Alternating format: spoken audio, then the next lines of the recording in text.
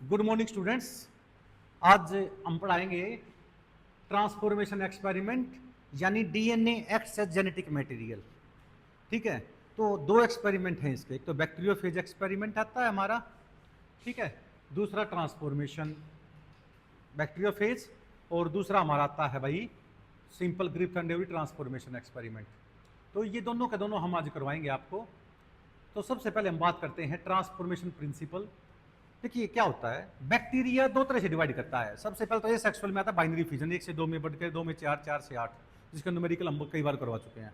Sexual reproduction in bacteria 3 तरह से होता है। Number 1 conjugation bridge, conjugation bridge के थ्रू, जिसको कंजुगेशन बोलते हैं। दूसरा ट्रांसफॉर्मेशन, तीसरा ट्रांसडक्शन।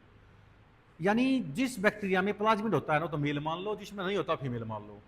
दो बैक्टीरिया नजदीक आएंगे, पिलाई जाएगा, कंजुगेशन ब्रिज बना देगा और प्लाज्मिड डिवाइड करके एक से दूसरे में चला जाएगा। यानी transfer of genetic material through conjugation bridge in bacteria is called conjugation. Primitive type का सेक्सुअल रिप्रोडक्शन नहीं है। दूसरा, ability of bacteria to absorb the DNA from external medium and express inside own body is called transformation. यानी bacteria जिस culture media में पड़ा है ना, उसमें को डीएनए पड़ा है तो डीएनए अपने आप बैक्टीरिया में आ जाएगा, बैक्टीरिया अपने आप अंदर ले लेगा उसको और अपनी बॉडी में जाकर उसको एक्सप्रेस करवा देगा। इसको ट्रांसफॉर्मेशन बोलते हैं। ह्यूमन सेल भी कर देती है ऐसा, इसको ट्रांसफेक्शन कहते हैं। तीसरा आता है transduction, transfer of DNA from one bacteria to another bacteria through virus is called transduction. ये साथ साथ इसलिए करवा रहे हैं, दिक्कत नहीं आए आपको। वायरस के अंदर सेक्सुअल रिप्रोडक्शन मैंने बताया था, सबसे पहला होता है लाइटिक साइकिल, और कुछ समय के लिए दोनों डीएनए जुड़ जाएं वायरस का और बैक्टीरिया का तो लाइसोजेनिक साइकिल बोलते हैं। यानी mode of sexual reproduction in virus lytic cycle, lysogenic cycle. Bacteria के अंदर कंजुगेशन, ट्रांसफॉर्मेशन, ट्रांसडक्शन। क्लियर होना चाहिए दिमाग के अंदर। जब मैं नाम बोल रहा हूं तो आपको याद होना चाहिए पुराना क्या है, नहीं तो रोक के पहले दूसरा वीडियो देख लीजिए, उसमें क्लियर हो जाएगा। अब देखिए क्या होता है, ग्रिफ्ट और एवरी जो साइंटिस्ट थे भाई, इन्होंने देखा कि निमोनिया से बहुत सारे बंदों की जान जा रही है, और निमोनिया चलो उमन में नहीं, चूहों में भी होता है। तो उन्होंने क्या किया, चूहे के ऊपर एक्सपेरिमेंट किया। कैसे? उसने देखा कि निमोनिया जो होता है, निमोनिया को कोज करने के लिए बैक्टीरिया होता है स्ट्रेप्टोकोकस निमोनिया बैक्टीरिया, ठीक है ना। वो दो तरह का होता है, एक तो स्मूथ, जो बिल्कुल स्मूथ दिखा दो इसको ऐसे, ठीक है, और एक होता है रफ, जो थोड़ा थोड़ा ऊपर से रफ दिखा दो, ताकि क्लियर हो जाएगा आपको। स्मूथ की जो वैरायटी थी, जो स्पीसीज, जो स्मूथ वाली वैरायटी, उसके ऊपर मुकस, स्मूथ मुकस मेटेरियल होता है और पॉलीसैकेराइड्स कार्बोहाइड्रेट कवरिंग होती है। रफ के ऊपर ये नहीं होती। अब हमने पहला एक्सपेरिमेंट क्या किया, ग्रिफ्ट और एवरी ने, ट्रांसफॉर्मेशन एक्सपेरिमेंट बोलते हैं इसको। ग्रिफ्ट एंड एवरी के एक्सपेरिमेंट का नाम ट्रांसफॉर्मेशन एक्सपेरिमेंट है, भूल मत जाना इसको। अब उन्होंने क्या किया, पहला एक्सपेरिमेंट क्या किया बेटा, स्मूथ स्ट्रेन का इंजेक्शन लिया। स्मूथ क्या है, हार्मफुल है, यानी इट कोज निमोनिया, निमोनिया कोज करता है और चूहिया मर जाती है। तो जब स्मूथ का इंजेक्शन लगाया चूहिया को, तो चूहिया को निमोनिया हो गया और चूहिया मर गई। पहला एक्सपेरिमेंट क्या था कि स्मूथ का जब इंजेक्शन लगाएंगे ना, स्मूथ स्ट्रेप्टोमाइसिस निमोनिया बैक्टीरिया की यदि हम इंजेक्ट करेंगे चूहिया के अंदर, चूहिया मर जाएगी, यानी स्मूथ हार्मफुल है, ये बात पता लगी हमारे को। पहला एक्सपेरिमेंट क्लियर हो गया। स्मूथ वाली निमोनिया कोज करती है चूहिया के अंदर, चूहिया मर गई, क्लियर होना चाहिए। दूसरी एक्सपेरिमेंट में हमने क्या किया, रफ स्ट्रेन ली, जो रफ वाले थे, और वो चूहिया के अंदर इंजेक्ट करी, चूहिया बच गई, यानी चूहिया को निमोनिया नहीं हुआ। इसका मतलब जो रफ स्ट्रेन है ना, जो रफ टाइप के बैक्टीरिया है स्ट्रेप्टोकोकस निमोनिया, वो निमोनिया कोज नहीं कर सकते, वो हार्मलेस है। स्मूथ वाली हार्मफुल है। क्लियर है? दो एक्सपेरिमेंट हो गए क्लियर। पहले मैं क्या किया, स्मूथ थी, इंजेक्शन लगा दिया, चूहिया मर गई, यानी स्मूथ को हमने बोल दिया हार्मफुल है, ये निमोनिया कोज करती है, चूहिया मर गई। निमोनिया जब उसके लंग्स को निकाल कर देखा डेड बॉडी के बाद, ऑटोप्सी पोस्टमार्टम किया, तो हमने देखा, ऑटोप्सी होता पोस्टमार्टम करना, तो लंग्स में पानी भरा हुआ था, जो वही सिम्टम्स थे जो ह्यूमन के अंदर भी होते हैं, यानी जो निमोनिया में होता है। फिर हमने देखा भाई, हमने स्मूथ को गर्म किया, हीट किल्ड कर लिया, स्मूथ बैक्टीरिया लिया, उसको उबाल लिया, और उबालने के बाद हमने ठंडा करके उसको इंजेक्शन दे दिया चूहिया को। अब चूहिया बच गई, यानी उन्होंने ये कहा, तीसरे एक्सपेरिमेंट में स्मूथ जो बीमारी कोज कर रही थी ना, उस स्मूथ को जब हम हीट किल्ड करेंगे तो हीट करने से, गर्म करने से उसका पॉइजनस इफेक्ट खत्म हो गया, और उन्होंने चूहिया को निमोनिया कोज नहीं करा, और चूहिया बच गई। 3 एक्सपेरिमेंट हो गए। पहले एक्सपेरिमेंट में, दोबारा सुन लो ध्यान से, स्मूथ को लगाया, चूया मर गई, निमोनिया हो गया। तो दूसरे एक्सपेरिमेंट में रफ को लगाया, चूया को कोई नुकसान नहीं हुआ, चूया बच गई। तीसरे में हमने स्मूथ को हीट किल्ड कर लिया, चूया फिर बच गई। इसका मतलब गर्म करने से हार्मफुल इफेक्ट खत्म हो जाता है। अब चौथे एक्सपेरिमेंट में उसने क्या किया, स्मूथ हीट किल्ड ले लिया जो हार्मलेस था, रफ ले लिया वो भी हार्मलेस था, यानी ये भी हार्मलेस था, ये भी हार्मलेस था, इन दोनों को मिला दिया और दोनों को मिला के और एक इंजेक्शन चूया में लगा दिया। दोनों बचने चाहिए थे क्योंकि ये भी हार्मलेस है, ये भी हार्मलेस है, पर चूया मर गई। भाई ये एक्सपेरिमेंट में सोच रहे थे ग्रिफ्स जो थे साइंटिस्ट, उस टाइम बाई चांस उनकी भी डेथ होगी, ठीक है ना, नेचुरली डेथ होगी उनकी। उनके स्टूडेंट ने फिर देखा, जो एवरी वगैरह थे, उनके पीपल जो थे, भाई ऐसा एक्सपेरिमेंट सर कौन सा अधूरा छोड़ के जो हम करेंगे। उन्होंने जब एक्सपेरिमेंट को रिपीट किया, फिर वही बात, स्मूथ वाला लगाया तो या क्या हो गया, मर गई, यानी स्मूथ वाला हार्मफुल है। दूसरे में हमने रफ लगाया, चूया बच गई, इसका मतलब ये हार्मलेस है। तीसरे में हमने स्मूथ को हीट किल्ड कर लिया, स्मूथ को हीट किल्ड कर लिया, चूया फिर बच गई, यानी ये भी हार्मलेस है, ये भी हार्मलेस है। अब इन दोनों मिला के चूया को लगा दिया, चूया मर गई। जब चूया का हमने पोस्टमार्टम किया तो देखा भी चूया का तो निमोनिया हो गया। तो फिर इन्होंने बताया कि जिस मीडियम को यूज किया था ना, जैसे हमने क्या किया, इस स्मूथ को जैसे ही हमने गर्म किया, ठीक है ना, तो क्या होगा, ये सेल वॉल डेड होगी, इसकी कुछ पोर्शन डीएनए का बचा रह गया मीडियम के अंदर। और उसी में हमने क्या डाला, जब रफ डाला तो ये वो कल्चर मीडिया जिसमें गर्म किया था। तो बैक्टीरिया के अंदर ये एबिलिटी होती है कि बाहर के डीएनए को लेके अपने अंदर एक्सप्रेस करवा देना। ये रफ वाला था, तो स्मूथ वाला डीएनए अपने आप बॉडी इसमें आ गया बैक्टीरिया में, और रफ वाले को इनएक्टिव कर दिया उसने, और स्मूथ वाला पहुंच गया। अब बैक्टीरिया तो है ये रफ वाला, पर डीएनए कौन से पहुंच गए, स्मूथ वाले। यानी ability of bacteria to absorb the DNA from external medium and express inside own body is called transformation. और इसकी वजह से इन्होंने क्या किया, ये मुकस और पॉलीसैकेराइड्स डेवलप कर लिया इसके ऊपर, और मुकस और पॉलीसैकेराइड डेवलप होते ही उन्होंने निमोनिया खोज कर दिया, और निमोनिया खोज करते ही चूया की डेथ होगी। यानी ये एक्सपेरिमेंट क्या शो कर रहा है कि बैक्टीरिया रिप्रोडक्शन किससे करता है, बैक्टीरिया का मोड ऑफ रिप्रोडक्शन क्या है, ट्रांसफॉर्मेशन। यानी बाहर के डीएनए को लेके स्मूथ वाले डीएनए इसने अपने अंदर ले लिए और अपनी बॉडी में एक्सप्रेस करवा दिया, जिसकी वजह से इसके ऊपर मुकस और पॉलीसैकेराइड बन गया, और यही निमोनिया खोज करते हैं, और चूया मर गई। तो ये तो था ना, ये क्या एक्सपेरिमेंट क्या शो कर रहा है कि क्या चीज ट्रांसफर हुई है बाहर से अंदर, ये ट्रांसफर हुई DNA. So DNA acts as genetic material. DNA क्या काम करता है, जेनेटिक मटेरियल का काम करता है। तो पहला एक्सपेरिमेंट तो ये शो करना है, और इस एक्सपेरिमेंट का नाम होता है Griffith and Avery transformation experiment. Griffith and Avery transformation experiment. Ability of bacteria to absorb the DNA from external medium and express inside own body is called transformation. Biochemical characteristics of transforming cell. Oswald Avery, Colin McLeod और McLean McCarthy ने 1933-44 में इन experiment को दोबारा करके देखा, और इन्होंने बता लगा भाई प्रोटीन डाइजेस्टिंग एंजाइम जैसे प्रोटीएज हो गया, आरएनए डाइजेस्टिंग एंजाइम जैसे आरएनएज हो गया, ठीक है, इनसे ट्रांसफॉर्मेशन अफेक्ट नहीं होता।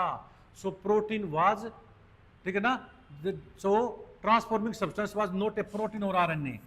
प्रोटीन और आरएनए नहीं था, केवल क्या था, क्योंकि जब सेल डेड हुई है तो प्रोटीन उसके अंदर एंजाइम भी हो सकते हैं।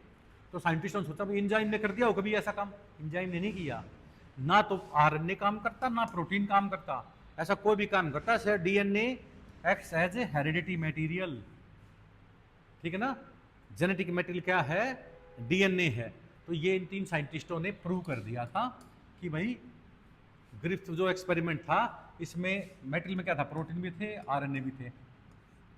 ट्रांसफॉर्मेशन किसकी वजह से हुआ, सिर्फ डीएनए की वजह से हुआ है। So DNA acts as a genetic या heredity material. Griffith and Avery transformation experiment है, ठीक है। अब दूसरा एक्सपेरिमेंट हो रहा है बेटा, उसका नाम होता है बैक्टीरियोफेज एक्सपेरिमेंट। क्या नाम होता है, बैक्टीरियोफेज एक्सपेरिमेंट। देखिए ग्रिफ्स एंड एवरी ने तो जो एक्सपेरिमेंट किया था उसका नाम था ट्रांसफॉर्मेशन एक्सपेरिमेंट, ठीक है ना, कि बाहर के डीएनए को बैक्टीरिया अपने अंदर ले लेता है, उसको एक्सप्रेस करवा देता है, इसलिए चूया को निमोनिया होगा, चूया एक्सपायर होगी। दूसरा जो एक्सपेरिमेंट होता है बेटा वो होता है बैक्टीरियोफेज एक्सपेरिमेंट। ये हेर्शे और चेज ने दिया था 1952 में। हेर्शे एंड चेज एक्सपेरिमेंट है, बैक्टीरियोफेज एक्सपेरिमेंट बोलते हैं। पहली बात तो ये पता होना चाहिए बैक्टीरियोफेज होते क्या हैं, यानी वो वायरस जो बैक्टीरिया को अफेक्ट करें और बैक्टीरिया के अंदर जाके, ठीक है, और अपना क्या करें भाई, रिप्रोडक्शन कराना शुरू कर दें और अपनी पॉपुलेशन बढ़ा लें और बैक्टीरिया की सेल को मार दें। इसका नाम क्या होता है, बैक्टीरियोफेज, या और उस साइकिल का नाम क्या होगा, लाइटिक साइकिल। क्या नाम हो गया उसका, लाइटिक साइकिल। समझ में आ गया आपको। अब देखिए ध्यान से, होता क्या है, इन्होंने जो एक्सपेरिमेंट किया ना बैक्टीरियोफेज के ऊपर, उन्होंने रेडियो एक्टिव लिए सल्फर के, 100 सल्फर ले लिया, एक फॉस्फोरस, 2 रेडियो एक्टिव मॉलिक्यूल लिए। और रेडियो एक्टिव का क्या होता है, इनका हम एक्सरे से ऑटो रेडियोग्राफी से पहचान सकते हैं कि कौन सी चीज कहां पे है। अब आपको पता है सल्फर होता है एमिनो एसिड में, ठीक है, sulphur present in amino acid. Amino acid का नाम होता है मिथायोनिन और सिस्टीन। मिथायोनिन और सिस्टीन, देखो तीन बातें बताई है मैंने आपको। जो बेसिक एमिनो एसिड होते हैं लाइजिन, आर्जिनिन, जो एसिडिक एमिनो एसिड होते हैं एस्पेरेटिक एसिड, ग्लूटामिक एसिड, 16 होते हैं न्यूट्रल। उन न्यूट्रल में से एक होता है मिथायोनिन और सिस्टीन। मिथायोनिन और सिस्टीन जो होता है इसमें सल्फर होता है, और एमिनो एसिड से क्या बनता है, प्रोटीन बनता है।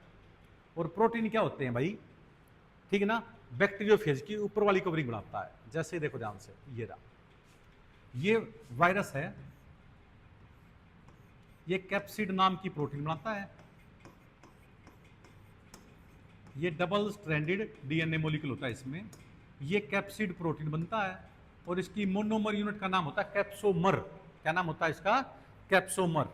Structural and functional unit of capsid protein is called capsomere. और ये नेक हो गया इसका, और ये टेल फाइबर हो गए 6 टेल फाइबर। ये क्या करते हैं, बैक्टीरिया के ऊपर आते हैं, बैक्टीरिया के ऊपर ये एडजस्ट हो गया और एंजाइम निकालते हैं, जिसकी वजह से बैक्टीरिया की सेल वॉल यहाँ से टूट जाती है और ये डीएनए इसका इसमें आ गया। अब बैक्टीरिया के अंदर वायरल का डीएनए गया, तो इसके अंदर जो राइबोसोम होते हैं, प्रोटीन फैक्ट्री हैं जो पैलेट पार्टिकल बोलते हैं, उसको ये वाला जो वायरस वाला, ये वायरस जो बैक्टीरिया को अफेक्ट करे ना, इसका नाम होता है बैक्टीरियोफेज। यानी ये वायरस है जो बैक्टीरिया को अफेक्ट करता है, बैक्टीरिया के ऊपर आके बैठ जाता है, बैक्टीरिया की सेल वॉल में छेद करता है और अपना डीएनए इसमें डाल देता है। अब वायरल के डीएनए के अंदर ये एबिलिटी होती है कि वो बैक्टीरिया के डीएनए को इनेक्टिव करके और इसकी मशीनरी को खुद यूज करता है। इसकी मशीनरी क्या होगी, राइबोसोम होगी। यानी इसके राइबोसोम को यूज करके अपना प्रोटीन बना लेगा। अपना क्या बना लेगा, प्रोटीन। और 200 के करीब वायरस बन जाएंगे और अपना डीएनए बना लेगा। और फिर इसकी वॉल को तोड़ के बहुत सारे 200 के 200 जो वायरस हैं वो बाहर आ जाएंगे। इस साइकिल का नाम होता है बेटा लाइटिक साइकिल। क्या नाम होता है इसका, लाइटिक साइकिल। अब उसने क्या किया भाई, इसने जो हेर्शे एंड चेज थे, हेर्शे एंड चेज ने 1952 में जो एक्सपेरिमेंट किया बैक्टीरियोफेज के ऊपर, उन्होंने 2 अलग अलग बर्तन लिए या लैब में इक्विपमेंट लिए और वो क्या किया भाई, उन्होंने जो ये बैक्टीरियोफेज है वो एक अलग में रखा, एक एक्सपेरिमेंट अलग रखा, क्योंकि वायरस कभी भी कल्चर मीडिया में डिवाइड नहीं करते। वायरस को कल्चर करने के लिए उसमें बैक्टीरिया डालने पड़ेंगे। उन बैक्टीरिया में एक में तो आपने फॉस्फोरस 32 डाल दिया, एक में सल्फर 35 डाल दिया, 2 अलग अलग जनरेट करे और 3 4 5 जनरेशन तक हम वायरस को कल्चर करते गए। क्या डाल के, फॉस्फोरस 32, एक सल्फर 35, 5-6 जनरेशन जब ऐसी चलती रही, क्योंकि हर आधे घंटे बाद डिवाइड कर जाते हैं ये, ठीक है, 2 घंटे बाद 1 घंटे बाद जो भी का लाइफ साइकिल है। उसके बाद जो वायरस बने ना, जिसमें सल्फर 35 वाले में जो वायरस बने, इसका तो प्रोटीन कोट रेडियो एक्टिव हो गया भाई। इसका क्या रेडियो एक्टिव हो गया, प्रोटीन कोट। यानी जो ये वैरायटी है वायरस की, यानी वो वायरस जो बैक्टीरिया को मारे, तो बैक्टीरियोफेज भी कह देते हैं इसको, ठीक है ना। वो वायरस जो बैक्टीरिया को मारे, बैक्टीरियोफेज, इसलिए बैक्टीरियोफेज बोल दो इसको। 20 बैक्टीरियोफेज में प्रोटीन कोट रेडियो एक्टिव है और इसके अंदर क्योंकि phosphorus sugar, phosphate sugar, phosphate DNA का स्ट्रक्चर होता है ना, तो इसमें फॉस्फोरस जो 32 लिया था इसमें डीएनए रेडियो एक्टिव हो गया। यानी पहले वाले में तो आप देखेंगे कि प्रोटीन कोट रेडियो एक्टिव है और इसके अंदर केवल डीएनए रेडियो एक्टिव है। अब आपके पास दो वैरायटी बनेगी, एक तो वो वायरस की जिसमें प्रोटीन कोट रेडियो एक्टिव है और एक इसमें डीएनए रेडियो एक्टिव है। अब ध्यान से देखो, अब बिल्कुल इनको निकाला और नॉर्मल बैक्टीरिया के ऊपर रख दिया, जो नॉर्मल बैक्टीरिया थे। अब जो नॉर्मल बैक्टीरिया रखा और जब इन्होंने अंदर गया अपनी पॉपुलेशन बढ़ाई, और जैसे ही अपनी पॉपुलेशन बढ़ाई तो जो नए वायरस बने ना, जो नए वायरस बने उनके ऊपर कोई भी रेडियो एक्टिविटी नहीं थी उनमें, यानी प्रोटीन कोड ट्रांसफर नहीं होता है। केवल क्या चीज ट्रांसफर होती है अंदर, डीएनए ट्रांसफर होता है। इसमें जिसमें डीएनए रेडियो एक्टिव था ना, उसकी जो नेक्स्ट जनरेशन बनी वो डीएनए भी क्या थी भाई, रेडियो एक्टिव मिली। जिसका डीएनए रेडियो एक्टिव था उसकी जो नेक्स्ट जनरेशन मिली उसमें क्या मिला भाई, वो भी डीएनए क्या मिले, उसके रेडियो एक्टिव मिले। ठीक है ना। तो उसका नाम क्या होता है कि भाई क्या चीज ट्रांसफर हुई है, डीएनए ट्रांसफर हुआ है। यानी पहले इन्फेक्शन किया, फिर इनको मिक्स कर दिया, ब्लेंडिंग, फिर सेंट्रीफ्यूगेशन कर दिया। तो इसमें क्या है, रेडियो एक्टिव जो डीएनए बने वो तो नेक्स्ट जनरेशन में वो भी रेडियो एक्टिव मिले, और जिसमें प्रोटीन कोड था वो रेडियो एक्टिव नहीं मिले। यानी ट्रांसफर चीज क्या होती है भाई, डीएनए ट्रांसफर होती है। यानी डीएनए ही क्या है कि जेनेटिक मटेरियल है। डीएनए क्या है, जेनेटिक मटेरियल। ठीक है। दूसरा ये क्या रखा है भाई, कुछ वायरस के अंदर आरएनए भी जेनेटिक मटेरियल होता है, जैसे टैबैको मोज़ाइक वायरस हो गया, बैक्टीरियोफेज क्यूबी हो गया, जिसके अंदर क्या होता है, आरएनए जेनेटिक मटेरियल होता है। किसी भी डीएनए हो चाहे आरएनए हो, जेनेटिक मटेरियल होने के लिए क्या क्या चीज जरूरी है, इट शुड बी रेप्लिका, यानी उसके अंदर रेप्लिकेशन होना चाहिए, डिवाइड करना चाहिए वो। दूसरा स्टेबल कंपाउंड होना चाहिए, स्ट्रक्चरली भी और वैसे केमिकली भी स्टेबल होना चाहिए वो, ऐसा नहीं कुछ रिएक्शन करके कुछ और ही बना दिया। तीसरा उसके अंदर थोड़ा थोड़ा म्यूटेशन, सडन इनहेरिटेबल चेंज का नाम होता है म्यूटेशन। थोड़ा थोड़ा म्यूटेशन, ज़्यादा भी नहीं, थोड़ा थोड़ा म्यूटेशन होना चाहिए, क्योंकि म्यूटेशन से क्या आता है, वेरिएशन आता है, और वेरिएशन से क्या होता है, इवोल्यूशन होता है। यानी बंदरों से हम आज जो बने ना, वो धीरे धीरे म्यूटेशन वेरिएशन आने की वजह से बने हैं। तो ये इवोल्यूशन होता है डिस्केंट विद मॉडिफिकेशन, इसको बोलते हैं सडन इनहेरिटेबल, ये वाई वाई के लिए कर लो, change. Sudden inheritable change is called mutation, और इसका मतलब होता है descent with modification, descent with modification. ठीक है। और इसके अंदर मेंडेलियन करैक्टर, यानी जीन जैसे जाते हैं ट्रांसफर, पेयर में जाना आना, ये सारी चीज़ होनी चाहिए। यानी किसी भी जेनेटिक मेटल होने के लिए ये चार चीज़ें जरूरी हैं। नीट में क्वेश्चन बन सकता है, which of the following is not the necessary for to become genetic material of the substance. तो ये तीन चार चीज़ याद कर लो, पांचवी जो होगी वो आंसर गलत होगा। वो ये चार चीज़ आपको याद होनी चाहिए। यानी इसके अंदर रेप्लिका होनी चाहिए, दूसरा केमिकली और स्ट्रक्चरली स्टेबल होना चाहिए, म्यूटेशन होना चाहिए, इवोल्यूशन होना चाहिए, और मेंडेलियन करैक्टर के करैक्टरिस्टिक्स होनी चाहिए। बाकी की जरूरत नहीं है। दूसरा आता भाई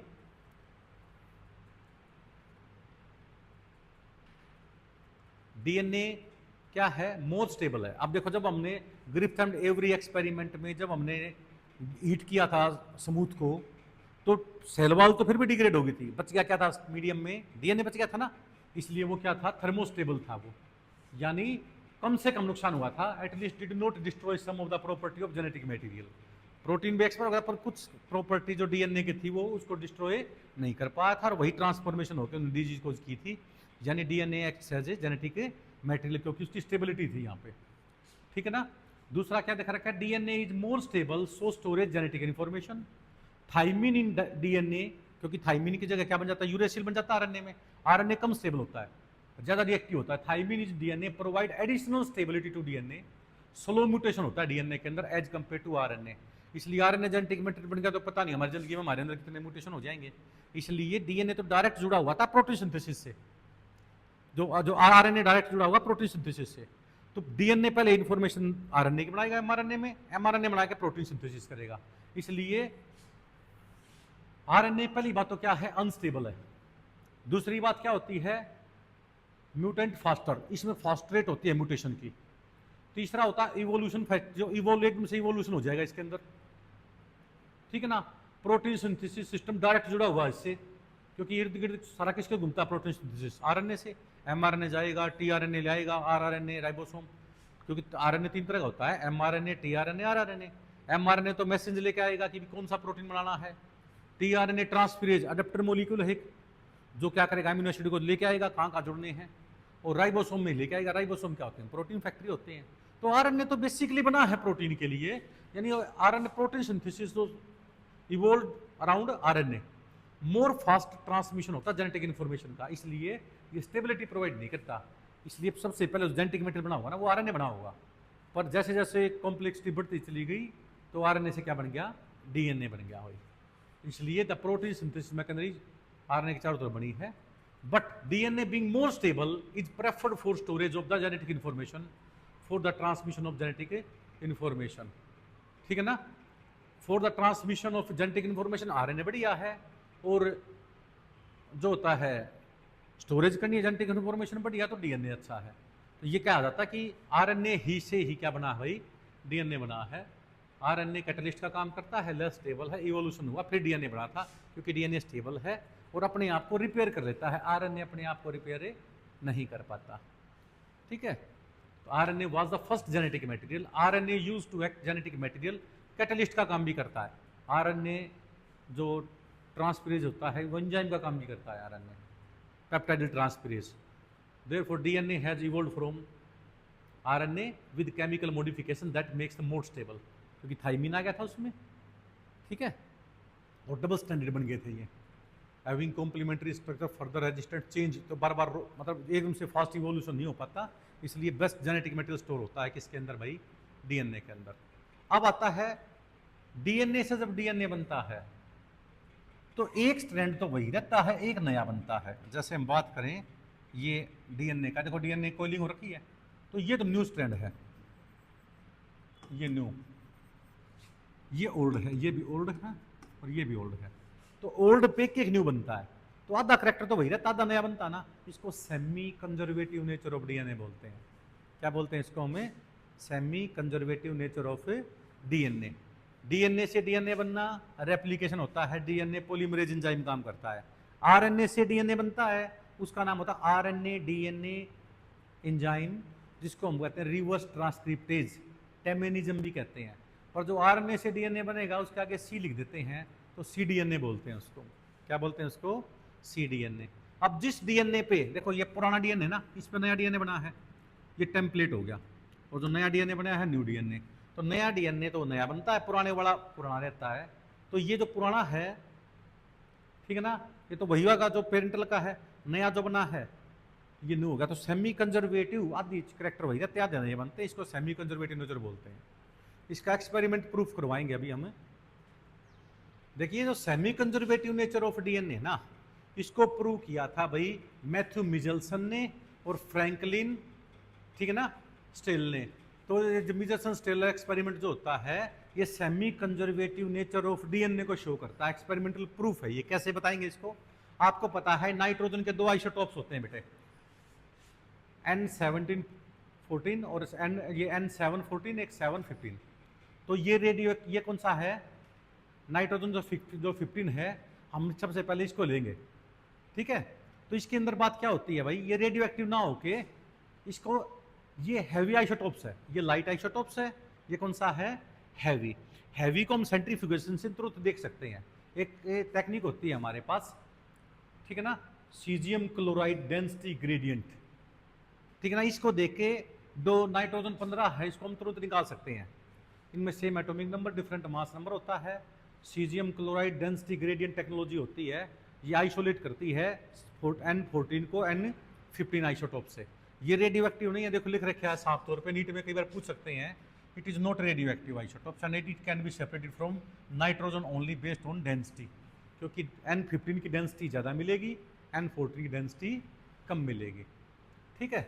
तो देखो ध्यान से इन्होंने क्या कैसे एक्सपेरिमेंट किया, ये ध्यान से देख लो, इस एक्सपेरिमेंट का भी समझ में आ जाएगा ये आपको। सेमी कंजर्वेटिव का मतलब एक डीएनए तो वही बनता है, एक दूसरा बनता है। सबसे पहले हमने क्या किया भाई, ये डीएनए ले लिए दोनों रेड कलर के, रेड का मतलब नाइट्रोजन 15 है इनके अंदर, हैवी वाले नाइट्रोजन ले लिए यहाँ पे। अब हैवी वाला नाइट्रोजन ले लिया तो डीएनए को जब हमने लंबे समय तक, या बैक्टीरिया के डीएनए को हमने नाइट्रोजन 15 वाले मीडियम में रखा, तो वो डीएनए क्या हो जाएंगे, नाइट्रोजन 15 हो जाएगा, उनका हैवी डीएनए बन जाएंगे। अब जब हमने नॉर्मली मीडियम में रखा उसको, जहां पे नाइट्रोजन 14 का कल्चर मीडिया लिया, तो हम देखेंगे जो रेड वाला ना, जो ये वाला रेड वाला, ये है 15 वाला, और जो ग्रीन वाला कौन सा बन गया भाई, 14 वाला। यानी एक तो डीएनए 15 वाला, और ये दूसरे वाला कौन सा बन गया, 14 वाला। यानी डीएनए जो बनता है ना, एक डीएनए जैसे दो स्ट्रैंड थे, ये भी 15 वाला था और ये भी 15 वाला, तो एक तो डीएनए वही रहता है, एक नया बनता है, एक डीएनए तो वही रहता है, एक नया बन गया। अब जब अगली जनरेशन आई, अगले 20 मिनट बाद क्या होगा, जो ये 4 बन गया ना अभी, एक रेड वाला है, एक ग्रीन वाला है, इसमें भी एक रेड वाला, एक ग्रीन वाला, अभी 4 अलग अलग हो जाएंगे, ठीक है ना। एक रेड वाला तो ये रह गया, ये तो यही है, और ग्रीन वाले के ऊपर ग्रीन वाला ही बन गया, ये दोनों। उसी तरह एक रेड वाला यहां पे आ गया और एक ग्रीन वाला। तो मतलब क्या है कि यहां पे 2 स्ट्रैंड थे ना नाइट्रोजन 15 वाले, यहां पे 4 बन गए तो 2 नाइट्रोजन 15 वाले हैं, यहां पे 8 बन गए तो 2 नाइट्रोजन 15 वाले हैं। इसका मतलब क्या है कि एक डीएनए से, एक डीएनए यही रहता है, दूसरा नया बन जाता है, तो सेमी कंजर्वेटिव नेचर शो करता है। देखो यहां पे नाइट्रोजन 15 नीचे है, दोनों। अब इसमें क्या हुआ, क्योंकि 50% नाइट्रोजन 14 भी ऐड हो गया ना, तो ये बिल्कुल बेस में था ना ये नाइट्रोजन 15 डेंसिटी में, तो थोड़ा सा ऊपर आ गया, ये यहां से ऊपर आ गया। और इसमें कितना हो गया, 1 2 3 4 5 6 तो ग्रीन वाले हो गए, और 2 क्या हो गए, रेड वाले, या रेड वाले नाइट्रोजन 15 वाले, तो और ऊपर आ गया ये, क्योंकि डेंसिटी कम होती चली गई ना। इसमें मैक्सिमम डेंसिटी थी, 2 ही सेगमेंट हैं, 2 के 2 नीचे आ गए, बिल्कुल नीचे आ गए ये। इसमें क्या हुआ, नीचे से थोड़ा सा ऊपर आ गई है, क्योंकि 4 सेगमेंट हैं, और 4 में से रेड कितने हैं, 2। इसमें 2 सेगमेंट हैं, रेड कितने हैं, 2। रेड का मतलब नाइट्रोजन 15 वाले, हैवी नाइट्रोजन। और इसमें 2 4 6 8 सेगमेंट हैं, और 8 में से कितने हैं, 2। तो ये क्या क्या शो करता है ये, कि जैसे जैसे हम नॉर्मली मीडियम में जाएंगे तो एक स्ट्रैंड तो वही रहता है, एक नया बन जाता है, सेमी कंजर्वेटिव नेचर को शो करता है। इसलिए देखो ये डेंसिटी ज़्यादा है, डेंसिटी और कम होगी, और ये डेंसिटी और ज़्यादा कम होगी, ठीक है ना। तो ये एक्सपेरिमेंट शो करता है कि डीएनए जब रेप्लिकेट करता है तो एक स्ट्रैंड तो वही रहता है, एक नया बन जाता है। इसको semi conservative nature of DNA बोलते हैं। क्या बोलते हैं इसको, semi conservative nature of DNA, ठीक है बेटा। देखो ये ऐसे और अच्छे से देख सकते हैं इसको हम, जैसे नाइट्रोजन 15 वाले हैवी जो एलिमेंट होते हैं नाइट्रोजन वाले, क्योंकि ये डेंसिटी ली जा सकती है, सेपरेट आउट कर सकते हैं नाइट्रोजन 14 को नाइट्रोजन 15 से। तो हमने देखा कि 2 सेगमेंट बने हैं यहाँ पे, ठीक है, और 2 के 2 सेगमेंट हमने नाइट्रोजन 15 वाले ले लिए, ठीक है। बैक्टीरिया, ई कोलाई बैक्टीरिया के दोनों डीएनए को हमने क्या किया, लंबे समय तक नाइट्रोजन 15 वाले मीडियम में रख दिया, तो दोनों डीएनए रेडियो एक्टिव बन गए। अब हम उसको नॉर्मल जहाँ पे नाइट्रोजन 14 वाला कल्चर मीडिया है वहाँ रखा, तो हमने देखा एक स्ट्रैंड तो 15 वाला हो गया, एक 14 वाला, यानी 4 सेगमेंट बन गए, 4 में से 2 नाइट्रोजन 15 वाले मिले, इसमें 2 में, यानी इसमें 100% थे, इसमें 50% आ गए, ठीक है, 50% नहीं बन गए। अब इसमें देखो जब अगले 40 मिनट में जब डिवाइड करेगा ये, तो टोटल सेगमेंट बन गए 2 4 6 8, और 8 में से केवल 2 ही ऐसे हैं जो पुराने वाले 15 वाले हैं, जो रेड वाले दिखा रखे हमने, बाकी सारे ग्रीन वाले बन गए भाई। यानी क्या है, एक स्ट्रैंड तो वही रहता है, ठीक है ना। जैसे ये वाला जो स्ट्रैंड है तो ये गया, ये नया बन गया, और ये ग्रीन वाला ये यहाँ पे आ गया, दूसरा नया बन गया। तो मतलब क्या हो गया कि एक स्ट्रैंड तो वही रहता है, दूसरा नया बन जाता है। इसको सेमी कंजर्वेटिव नेचर, यानी आधा ही बचता अगली बार, ठीक है ना। तो इस semi conservative nature of DNA बोलते हैं, ठीक है ना। तो ये प्रूव करता है, इसको बताना है कि एक्सपेरिमेंटल प्रूफ क्या है, तो ये आप करके दिखा सकते हो। दूसरा नाइट्रोजन 14 15 के बारे में बताओगे कि ये रेडियो एक्टिव नहीं है, ये हैवी एलिमेंट है, इसलिए देखो शुरू में तो डेंसिटी ज़्यादा है नाइट्रोजन 15 की, मिक्स हो गई तो डेंसिटी थोड़ी और कम होगी तो ऊपर आ गया ये, ठीक है ना, और कम होगी तो ये और आगे की तरफ आ गया। तो ये दिखा रखा है